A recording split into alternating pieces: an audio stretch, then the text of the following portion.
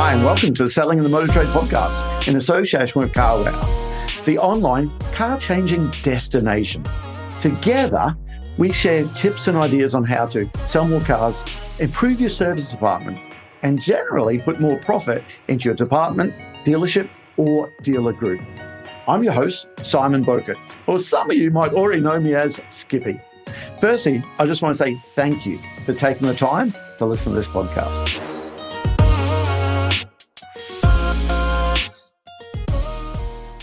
Hi, welcome to another episode of Selling in the Motor Trade. Today, I'm joined with Jonathan Sharman.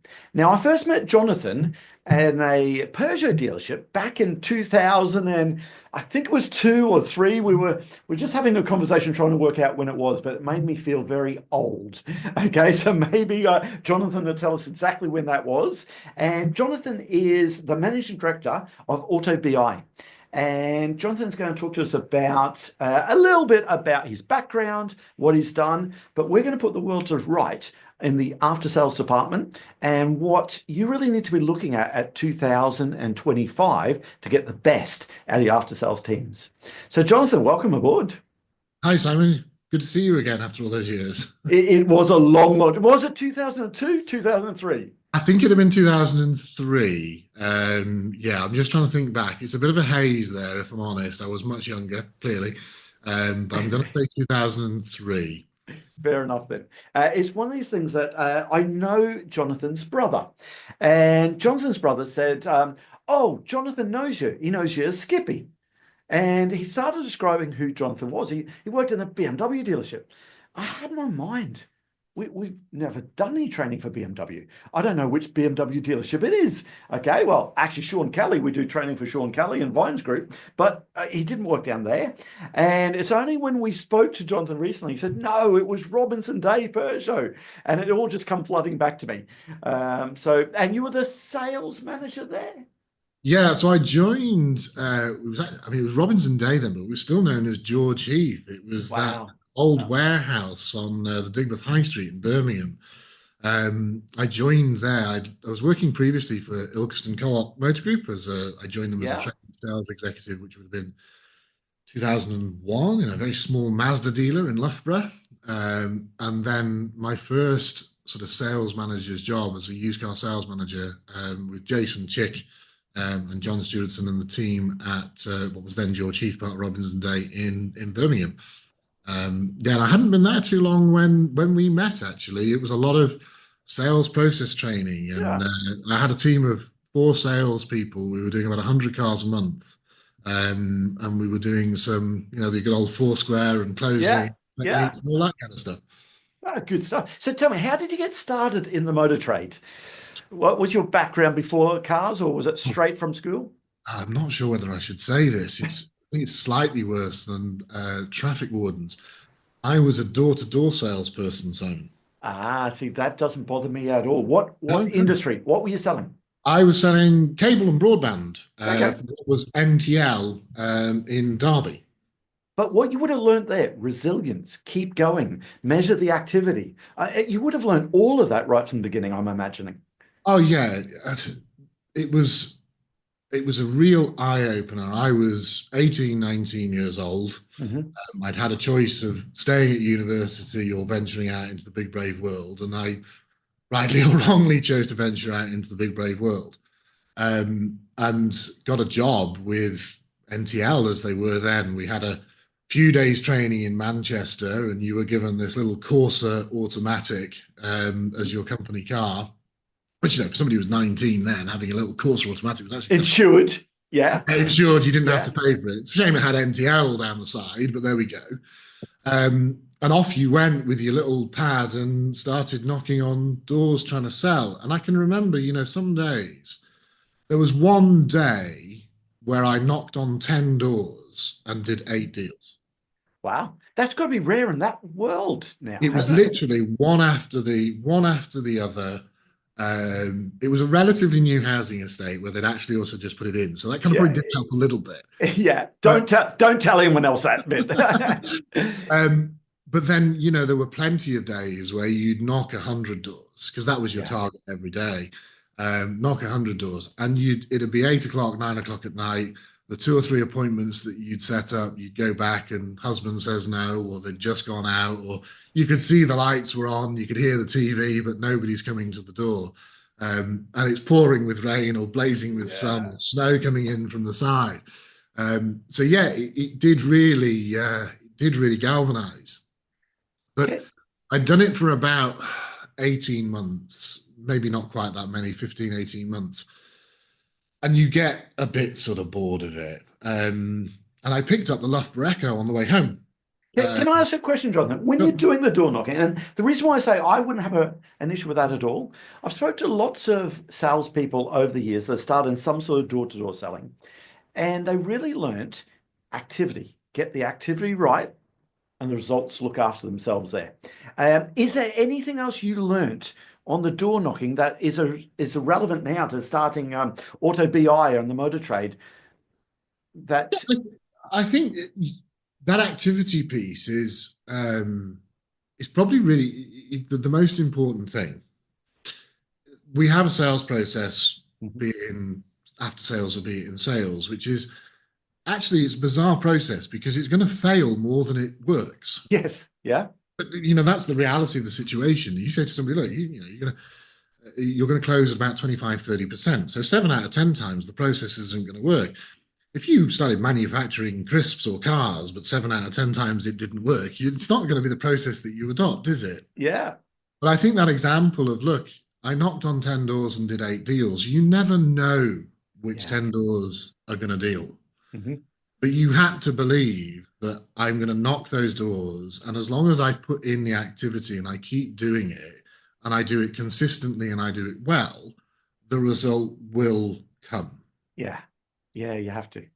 I think that was probably the biggest lesson. I still use that today of, it's a process that's designed to fail more than it works. So But true. get your head around that and get comfortable with it.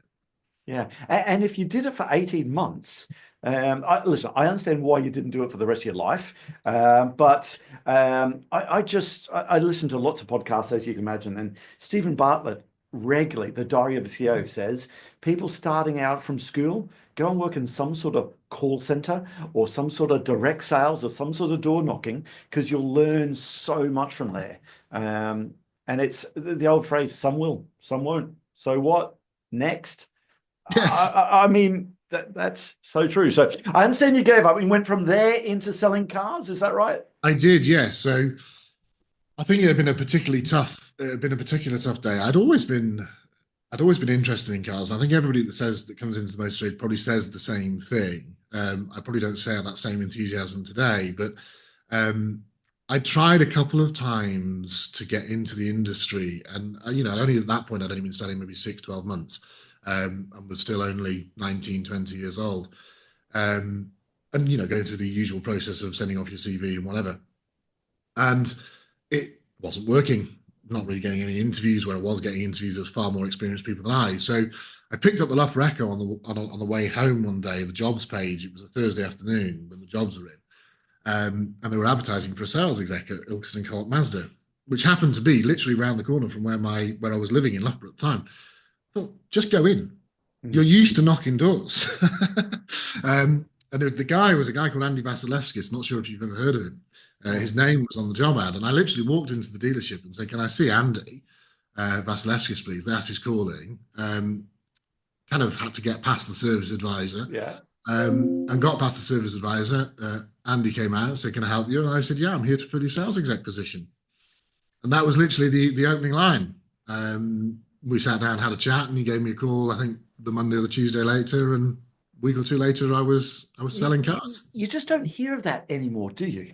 And if it does, maybe I don't hear about it. But I just smile there because I'm thinking of people like Davey Igo. I'm thinking about people like in Australia who have done that, who were ended up most of the time being the top salespeople because they had the balls to get out there and do it, I suppose. And a good mate of mine, Pat Casey, and we come over to the UK in '95, and I say this to people all the time. In fact, I get people all the time say, Simon, I'm going to Australia for the working holiday thing. Can you introduce me to a few dealerships? Can you get me a job selling cars?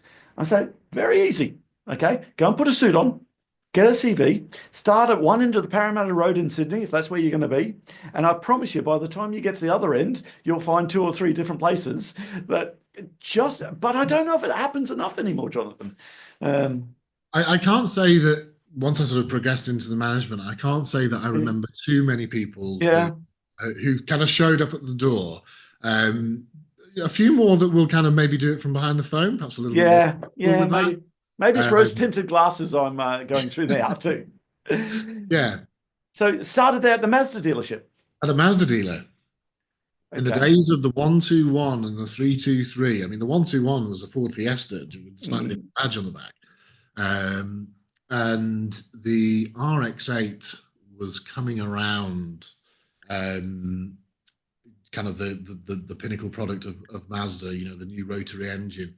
So it wasn't launched yet; it was coming to out. It was coming out. Yeah, so the product range was pretty old at the time. Mm. I think we still had a Zados 6 in the showroom, if I remember Wow, rightly. wow. Obviously, the MX-5 was a big popular seller. People listen to this in Australia. That's the Unos in America. Unos, same car. Okay, but I forgot that one. Yeah. Yeah. And do you remember a guy called Roger Pitcher? Roger Pitcher, I know that name. How would I know that name? Pitcher. He's a fellow sales trainer. Okay. We were sent. I got the job. I was in the dealership for maybe a week or two, and wasn't allowed to talk to customers really. Hmm. You got sent away to a residential place. It was up near Wakefield. It was like going back to your old school. I remember having this canteen with like an old school dinner lady. And it was 2 individual weeks separated by a week or two of intense Hmm. sales training with Roger. There'd be an induction of new recruits, maybe 10, 12 of us. The first week you learn sort of sales process up to negotiation. And then the second week it was negotiation, close, and kind of handover, Hmm. that kind of stuff. And once you passed and you got your badge, you were allowed to go back to the dealership. And I think what they did incredibly well at that time, and I've never really seen it since, before you kind of passed that whole training, those 2 weeks, you had to spend time on the service desk. You had to spend time in the parts department. You had to spend some time in the workshop controller's office. It was all part of this assessment, um, to Yeah. understand the retailer. And that was so beneficial. I still remember doing all of that. So yeah, after about 6 weeks, I was then validated and set loose. Yeah, it does still happen. And I got to say, someone who benefited from that as well when I started 18 months ago, I started washing cars. At the time, I hated it, Jonathan, but it was just to give me the grounding. I renamed the service department the whinge desk. Okay. When they put me in the parts department, I was so bad as that, they put me on the parts van, Okay. okay, just to go and deliver stuff. But the understanding what happened in the whole motor trade and the whole dealership, invaluable. It does still happen, but I don't know if enough of it.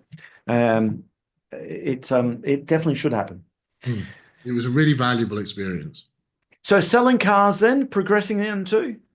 Selling cars progressing onto then used car sales manager, which is at Robinson Day, where you and I met. And then with Robinson Day, I moved to general sales manager when they closed what was the old clock garage in Birmingham and reopened the new site on Tyburn Road. I think it's still there today. It was a new development back in the time. Yeah, a salesperson there called NASA, was it, at Clock Garages, I think. Ooh, wow. We're going back in time now. You have got a wonderful memory. Yes, NASA Kajavi. Oh, that's the man. Yes, Okay. I worked with NASA when a general sales manager. Absolute lovely fella.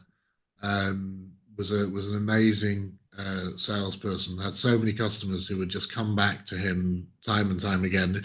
We're in the days of 250, 300 units a year.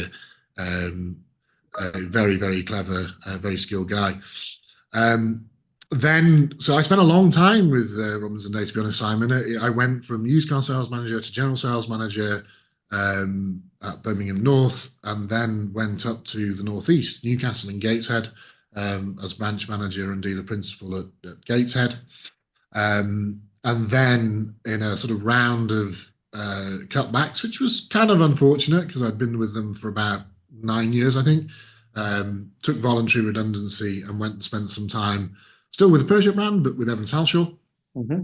Um, and then went from the Peugeot brand to Mercedes-Benz, Marshall Motor Group, Mercedes-Benz, and then finished off with BMW. First of all, with Coopers, Inchcape, as they are now or were, and then what was Knights obviously became Lookers BMW for the final sort of 3 years of my career. Finished there as head of business. So we're talking about after sales today, and I want to talk about auto VI and everything. So, but you've come up through the sales side of it, um, not the after sales side of it. Um, any advantages coming up the sales side, not the after sales side of the business? Yes, I think the sales side, you kind of touched on it there with the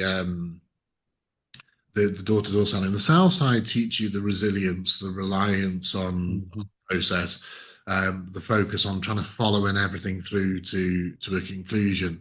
Let's be honest, you kind of refer to the service department there as the whinge department. The Mm. sales department often don't always have a great relationship. But Yep. when I kind of got my first general manager's job, I'll be honest, I thought that the be all and end all of the retailer was sales. But actually, in all truth, when you talk about absorption and paying the bills, the after sales department is really where it becomes, very, very crucial. It's a big, big contributor. Used cars then kind of takes you into profitability, and new cars is the icing on the cake if that manufacturer is doing a good job at the time. But I think what I took from the switch over to kind of focus on after sales was there was a huge amount of processes in both sides of the department which worked very well. That focus on managing inquiries in sales, for example, how many people have we seen today? How many of those did we take on a test drive? How many of those did we give a quote to? And how many of them did we sell a car to? You go to the after sales department, how many people have been in today? How many people did we do a vehicle health check on? How much did we identify and send them a video and give them a quote? And how much did we sell? And that kind of didn't seem quite as common or quite as prevalent in the after sales department as it did in sales. So I think that was really useful to be able to cross those two things over together. Mm. AutoBi, as I'd progressed through the ranks and gone into those general manager roles, most of the businesses that I got into, typically the general manager role was vacant, and there's a reason why that's vacant. Yeah. Sometimes it's internal promotion, but invariably it was, performance wasn't where it needed to be. And very quickly, I had to learn to understand the after sales department and make a difference. Mm. The industry does three things: we sell cars, we sell parts, and we sell hours. And the great news is with a car and a part is if you don't sell it today, it's still there tomorrow. It might not be worth the same, Yeah. but it's Yeah. still there, and you can dispose of it and realize the cash. With hours, that's not true. If you don't sell those hours today, they're not there tomorrow. They've gone, they've disappeared. You've bought them, but you've not sold them, and there's no way for you to claw that back. But being able to, whenever you went into a review, we'd often look at a set of management accounts for maybe the quarter before or the month before. And that was probably the best you could ever get to. So you were reviewing something that had happened, I don't know, a month ago, 2 months ago. You didn't know whether any changes that you were making were actually having an impact. And of course, if you were losing, I don't know, 10, 20 hours a day, and you weren't reviewing that for a month or two, well, you've lost another 40 days of 10 or 20 hours, the sort of wastage. So the idea for AutoBi was, can you look at this on a daily or what we would call near real-time basis? Can I spot where the problems are in terms of inefficiency, in terms of lost time, in terms of productivity not necessarily being where it needs to be? But rather than a month later, maybe just a couple of hours later, or certainly by the following morning. And initially, what I kind of got to understand from technicians was these guys generally actually want to do quite well. They are like salespeople. They have a basic salary and a bonus. The drivers are not too dissimilar. So they want to be able to maximize their commission and things like that. and so they would that they would really understand their bonus programs to make the best of it. So the initial product actually was a screen that went in the workshop. So a little bit like you might see, I don't know, through a McDonald's drive-through of how quickly you're getting your food, or how many bags you've processed at an airport, which was basically telling technicians how productive and utilized they were, how much idle they'd got, and how many hours they'd sold. So that through the course of a working day, they could figure out for themselves, well, if I can find another hour or another half hour on that on an invoice somewhere, I'm on track for a good bonus this month. Um, and so it switched the idea of, a service manager or a workshop controller managing kind of downwards, if you like, to allowing the technicians to manage upwards. You get stuff invoiced, get it on my screen, get it off my work in progress, drive my productivity, because I can then see that I'm on track for a good month.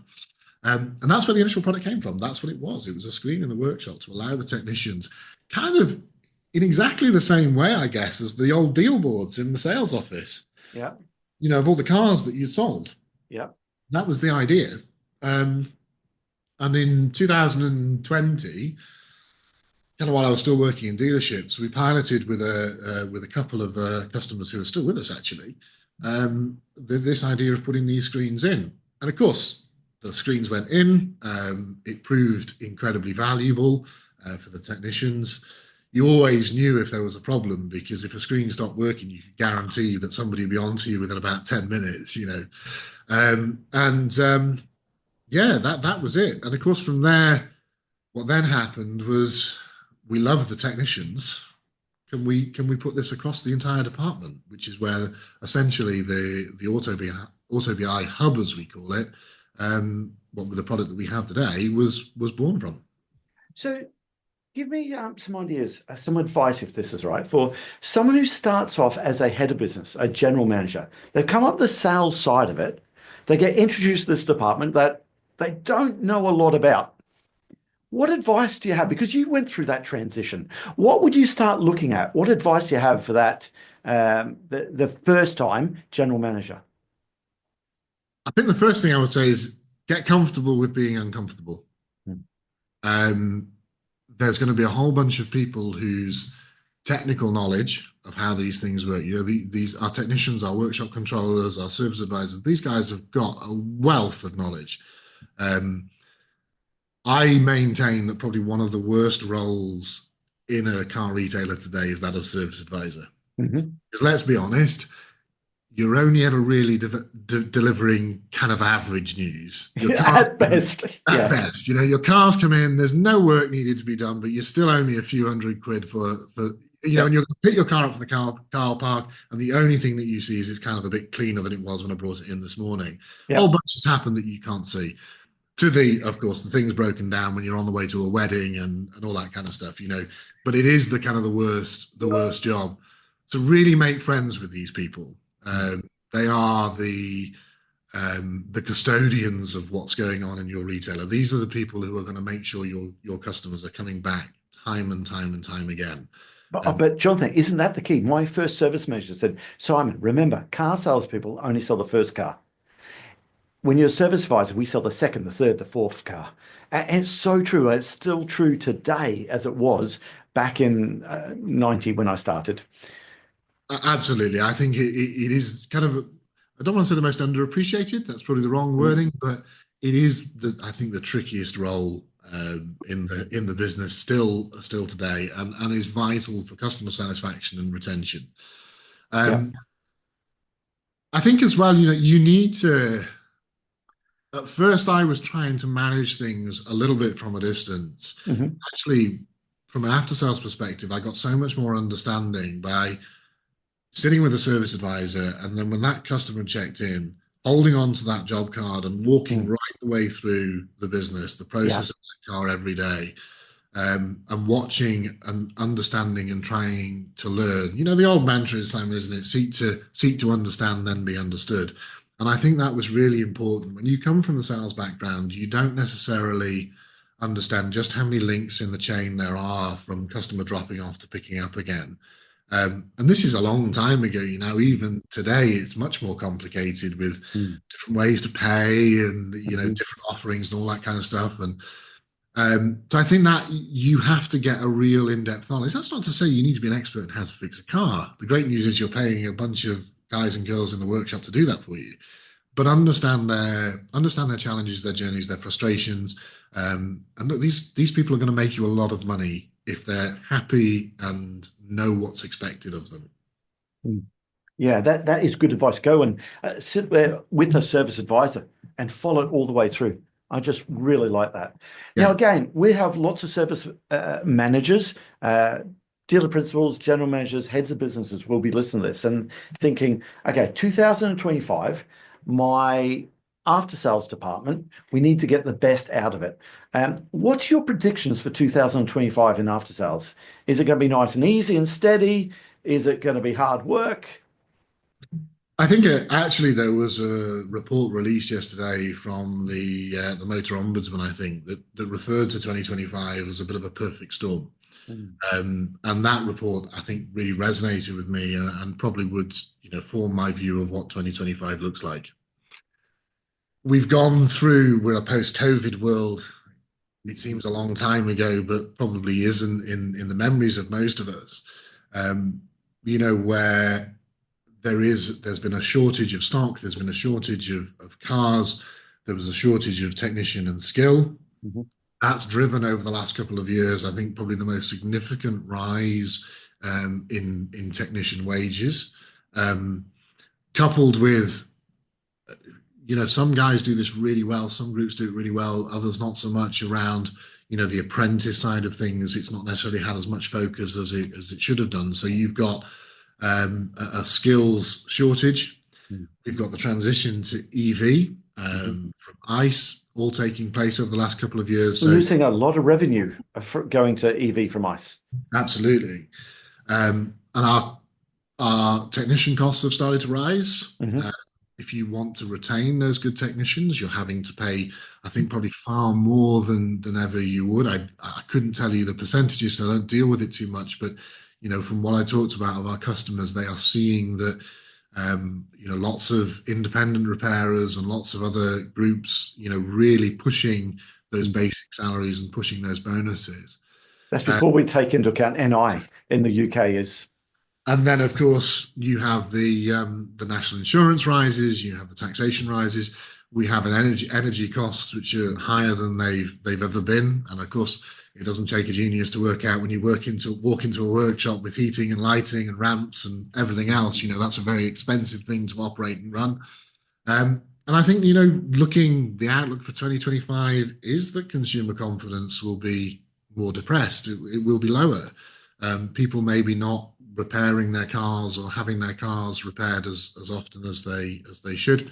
Of course, there's options available for customers now to spread those costs and things, but it kind of does make for that perfect storm. I think that the report was talking about. You've normally got one thing, a bit of a recession, a bit of lack of confidence, but typically with that costs would come down too, and that just doesn't seem to be happening. So I think for after sales, the key is going to be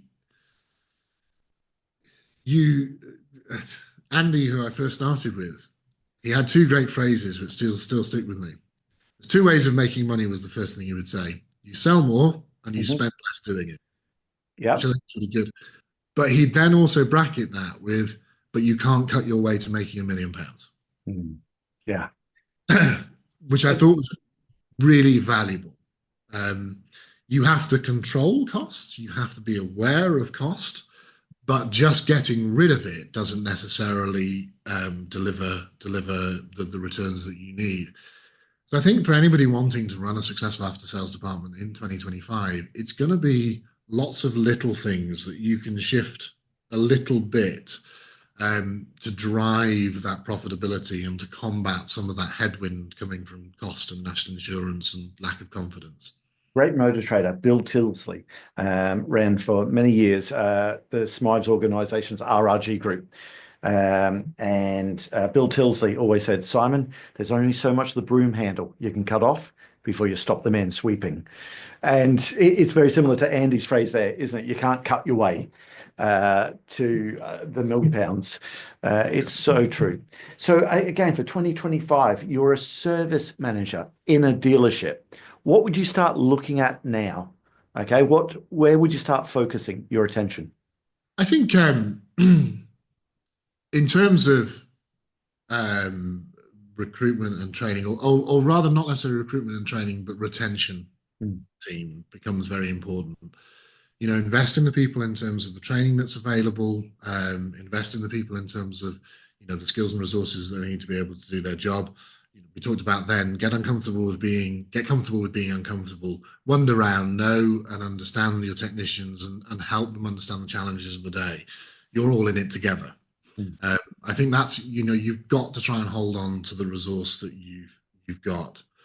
I hear people say that you need to go and get more technicians. But that's kind of makes sense. You have more salespeople, you'll sell more cars. You have more technicians, you should sell more hours. Can we get more technicians in 2025? But there is the problem. Where are they? Mm. There is a skill shortage and they're expensive. But we see within the system, a customer tends to go live with us when we start to look at things like idle time. On average, across a month, there's about a tech to a tech and a half worth of idle. So before you go and spend that money on another technician, is there something that you can do to stop that bit first? This is about putting the plugs in the bottom of the bucket, first of all. Now, sometimes that might not be possible. If you're an older location and things are generally a bit tight, there can be issues around why a technician is idle, not because of the fact that they don't want to work, but the logistics of the location just maybe don't allow it to happen. But at least you can have a look at things that you can change. Let's say you take that from 1.5 average idle techs per month to just half. Not only have you saved yourself 35, 40,000 quid, and then turned that into revenue at 70, 80, 90 pounds an hour, you haven't gone and bought another one either. Mm. And I think that it is about those little things. Then going through, looking at the small things. Look at recovery rate, for example. I appreciate customers are under pressure in terms of their spending. That take the car in, it's broken, it needs some work doing to it, it needs tires, it needs brakes, whatever that may be. It would generally be unexpected, the fact that you've taken it into the retailer. But what can you do to drive the recovery rate upwards? Let's not just look at discounting first of all. Let's look at other options. Can you give the customer the option to pay in different ways? Split these unexpected bills over maybe 3 or 6 months. And we generally see that, where people do use alternative payment methods, that the recovery rate can be a few quid higher, maybe £5 to £6. Well, if you're an average retailer at sort of 30,000 hours, of which around about 15,000 hours of those are retail, if you're adding 3 or 4 quid to your recovery rate, that's no more customers coming in, that's seeing no more vehicles, that's just going straight onto the bottom line. If I wrote you a check today, Simon, for £90,000 for next year, just by controlling discount, I think you'd work pretty hard to find it. Yeah. Also, upsell, red and amber work. Again, if things are going to get tough, we need to get better at that. Do you experience the clients you're working with? What's that process like? Is it still, some places we go, it still needs a lot of work. I think probably, the sales department can learn a huge amount from the after sales department. So true. So true. Because what an after sales department is really good at, because of the fact that hours are there today but gone tomorrow, is focusing on daily. But how many sales departments do you see that sell 60 cars in a month and are delivering 40 on the last day? Yes. So I think that, they have sales have a huge amount to learn from after sales. But I think the converse is true when it comes to upsell, is that service advisors are not generally the most confident when it comes to talking to customers about the fact that their car needs additional work and the reasons as to why it's so important to have that done. Now, of course, there's different ways to attack that. As we've already said, the service advisor is probably the toughest job. It is, yeah. Is it that you have a specialist within your organization whose sole focus is just watching as a car comes through your workshop and that work is identified, seeing it super quick? The car is still on the ramp, the technician is still doing the service. That person is on the phone to the customer, talking to them about why it should be done now, how we can do it now, what different options there are to pay for it. And before the technician has even put the wheels back on, the Yeah. customer said yes, and we've got the parts and we're fitting them to the car.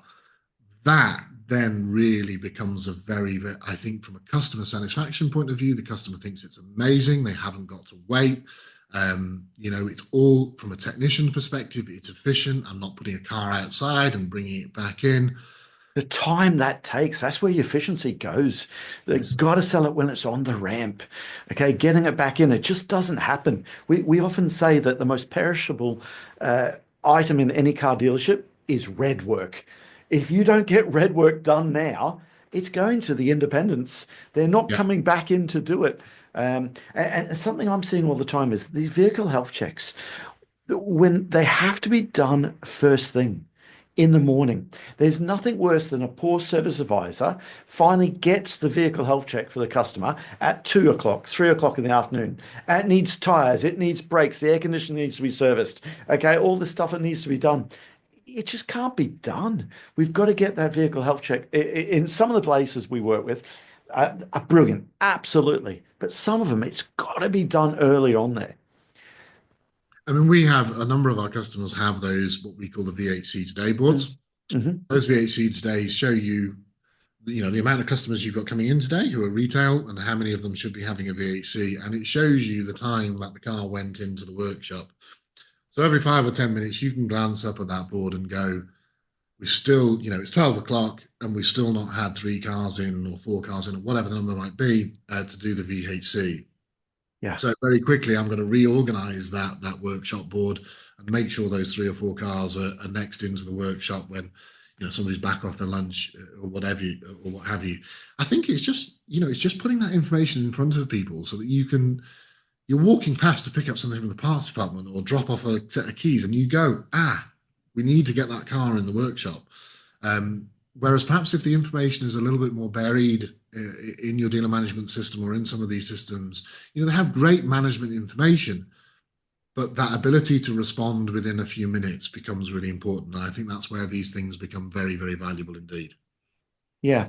And I love the idea of it's the 1%. You mentioned before, you just go look for all the little things to improve in the service department, if it's going to be hard work. What other things are you looking at then? What are some of the gotchas that you find, because you have so much data, so much information, what are some of the things that people can fix quickly? So I think I'm going to put a bit of a piece of advice that was given by a guy at Red Bull Racing when we went for the bumper 10-year anniversary. Mm-hmm. And it was really interesting. Is he was talking about the new. I'm not a Formula One person, so please forgive me if I get it wrong. But he was talking about the car going into the wind tunnel. The wind tunnel doesn't know much more than about 2 weeks in the future what's actually going to be in it, because they have this sprint cycle where they're constantly spinning and adopting and pivoting based on the results and feedback that they get. And it really struck home with me that whatever they were doing to improve performance, these were tiny little changes that they're making, I don't know, to the shape of the spoiler or to the engine or whatever. And then they test it. And if that didn't work, they weren't wasting 6 months. They were pivoting super quick, which is why the wind tunnel doesn't know what it's doing in 2 weeks' time, because they don't know what they're doing in 2 weeks' time. And that to me is a great thing for after sales. You need to pick the few things that you think are going to make the difference, first of all, and then watch them very quickly over the course of a few days, a couple of weeks. And it might be that you get the right thing, it might be that you get the wrong thing, but the ability to be able to pivot very quickly becomes really important. So that information being there and available to you, no more than 15 minutes, half an hour out of date is crucial. But in terms of what would I look at, we said there you can't cut your way to making £1 million. Another one I always remember, I can't remember who said it to me, is cash is king. Mm. Looking at the whip control, for example, how much have you got sitting in your work in progress that you haven't invoiced? How much of that is still not actually cash in the bank? You've done the work, you've paid the technician, the service advisor, the customer's gone home, but 3, 4 days later, you still haven't billed that work or invoiced that work. And of course, looking at today's payments, you might also then take that money on a credit card or something like that, which will take another couple of days for it to arrive in your bank. So get used to daily making sure that you get as much money in the bank as you can. One thing that we see as well is kind of more prevalent in some franchises than others is the volume of work that can't be completed because something is on back order. Mm-hmm. I recall a particular job. I won't reveal where or which franchise. Had around about £7,000 worth of labour and about £20,000 worth of parts on the work in progress. But you couldn't complete it.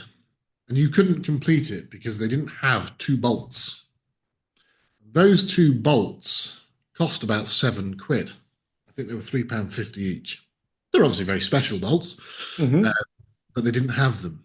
It was part of a relatively big group, and they had a number, 5 or 6 of these locations. And they asked the question: "What is there a way that behind the scenes the system can actually look and see are those bolts somewhere else?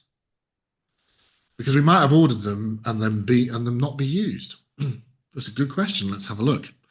And we did do that, and we found that there were bolts. So you had a car with all that labour, all those parts. I think it'd been off road for 2 or 3 weeks. When actually, for the sake of a postage stamp and £7, those bolts could have been sent, and the car could have been put back on the road. Now, of course, there's a customer satisfaction and retention thing there, but there's also just getting the cash in the bank. So, focusing on the work in progress and doing everything you possibly can to keep it low, the cash back in the bank, any issues that you need to deal with them. And really, if it was your own money, you'd want it in the bank as quickly as possible. And of course, look at the time that it takes for your bank to send the money when it's, they've paid through open banking options, for example. The customer pays via open banking, and you've got the money in your account, pretty much instantaneously, rather than waiting 3 or 4 days for traditional merchants to send that through. Also, I think going back to that idea that cash is king, I remember working with a single site BMW retailer, very ambitious single site BMW retailer. And they were carrying around about 140 grand's worth of parts stock at any one time. And it's Andrew Tully, who doesn't own the business anymore, but he was like, "That's just 140 grand of bits sitting on a shelf." And Andrew was one of our very early adopters. He wasn't the first, which he reminds me of constantly, but he was definitely number 2 or 3. And a huge amount of great ideas came from him. He said, "It's 140 grand." And like 20, 30 grand of it was over 12 months old. And he's like, it's just sitting on a shelf. And he had a big site, but kind of the way that it was laid out meant you couldn't just easily add to it. And he said, "How much of this am I actually selling?" So from within the system, we could look at that and we could go, "You're selling about this many parts. So why am I carrying 140? That seems massive." So using the system, what we were able to identify is, what are you actually selling regularly? What are people buying off you, either via the warranty or via your VHC or just through general servicing? First of all, it's £20,000 that you go, well, there's no point in having that. So he was able to take action to that. I think in one case, in some cases, he came to an agreement with the manufacturer that they would buy some back. Some of it went on, online marketing sites, stuff like that. So first of all, reduced to 120,000. Then, because he installed this sort of machine which allows you to keep the parts and keep them moving very quickly, so that they could sort of be delivered to the workshop, of course, improving those efficiencies and making sure the technicians had what they needed when they needed it. But over the course of about 6, 9 months, he was working with the parts team and the parts manager on this stock level to bring it down. And in the end, got to about £80,000. Well, 140 to 80,000 is a lot of money back in your bank account. It is, yeah. Car still being repaired, customers still happy, technicians still being able to work. But because he was able to see what sells, the old adage, of course, for new cars is what sells well new, sells well used. Yep. And what's selling well for you in the last 6 months is probably the ones that you need on the shelf.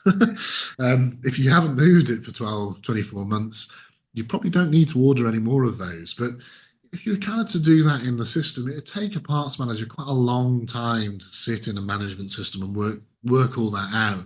But with the power of kind of data and these new cloud-based tools, they can work that out in seconds and say, this is what I think you should order the next time you do a parts order. So someone listen to this. I want to talk a little bit more about AutoBi and how someone might listen to this and think, well, I can get all that information anyway, okay? Because this information, why do I come to you guys to do it when actually that's why I pay a service manager, a parts manager to get me that information? Do you know what? It's kind of a funny thing. When I'm sitting with customers and we're talking about the system, I'm not going to tell you anything that you don't already know, or that you don't probably already have access to. What we do in the industry, there are tried and tested KPIs. I think it was even yourself, Simon, who introduced me to Jeff Smith's book. Mm-hmm. And that hasn't changed over the 20 years I've been doing it. The difference with us is it's there. You haven't got to go looking, scratching around, routing, copy and pasting, putting things into Excel, waiting for a report to run overnight, being an expert in the DMS. It's all online and available to you, quietly updating in the background, ready for you to go and interrogate the information. So when I mentioned about that pivot, if you start changing something and the result doesn't start to improve or gets worse, you can stop changing that thing and go and pick another thing that you want to work on. But the system's working them all out for you in the background, so you haven't got to spend any time doing that. And I think, there's a couple of groups across the UK where their after-sales managers, their service managers can't be at their computer from, I think it's 9 o'clock in the morning till 11 o'clock. They've got to be out in front of customers. So you say there we're paying service managers to go and find this information. I kind of would change that slightly. You don't want to be paying service managers to go and be data analysts and miners. You want to be paying service managers to go and effect a change. We are an organization that can help deliver the information to you and deliver the information to you very quickly. We are not a replacement for good quality service managers, sales managers who know their people and are able to drive performance improvements and changes in their teams. We simply make it quicker for them to be able to do that. Cool. So listen, someone listening to this thinks, well, Jonathan, you've done it. You've worked in a dealership. You started developing this idea. Okay, you've built it. You've now I understand it was October last year. There's a sale out into Bumper, a great organization, friends of the show, been on it before. Someone else has got this idea. Talk me through the concept, the idea, and getting it built. How hard is that to go from zero to hero in this? I think if you asked me to do it again, Simon, I'd probably say no. Was it one of the ones, if you knew what you'd go through, you wouldn't have started it? Yeah, I definitely think that's the case. I left school, university. I was there for about 3 months to come into the industry. I was not a computer programmer by default or some kind of whiz with code. What I had a passion for was the automotive industry and all of its nuances and great things that it can do. And It's the most complicated form of retail because you sell them new, you sell them used, you sell the bits to fix them, and you sell the time to fix them as well. It's not like any other kind of retail operation. Yep. And that makes the motor trade, I think, hugely exciting for anybody that wants to have a look at it. But I love the fact that I think it was Mark Lavery that said, in God we trust, for everything else we have data. Mm-hmm. That seemed to stick with me. And I kind of love that, being able to take the information and go and do something about it. So that's kind of where the passion and the fire came from it.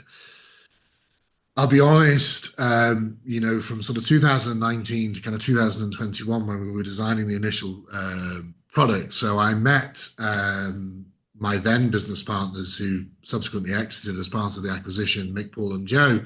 They were doing a rollout for some systems for BMW in the Knights dealership.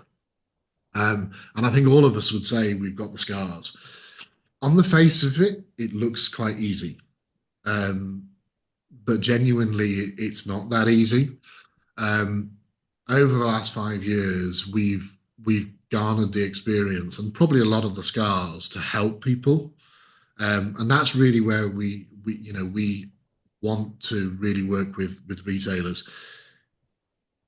Absolutely, if you want to go down the data is the most important thing I think that an automotive retailer has today. And our product outlook for the next couple of years is incredibly exciting, with bringing in things like AI and all of that sort of stuff.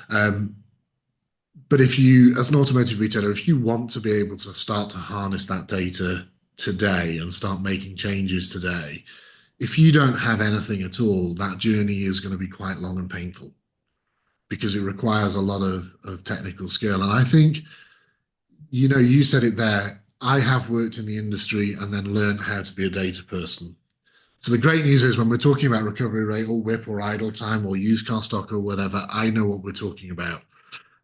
It's quite a rare thing to find somebody that knows what the story of the data is telling them. And that, I think, is why we're really in a great position to help retailers, is because a lot of our team have been there and done that. So they know what this information means. Not sure if I've answered your question there, but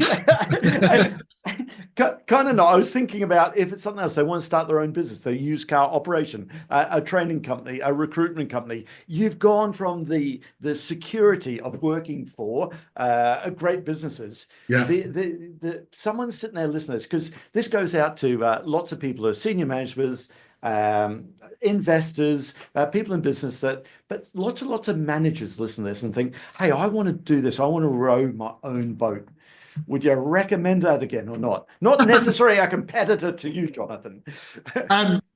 yeah, absolutely, absolutely. I think just prior to COVID, my partner had worked in hospitality for about 30 years.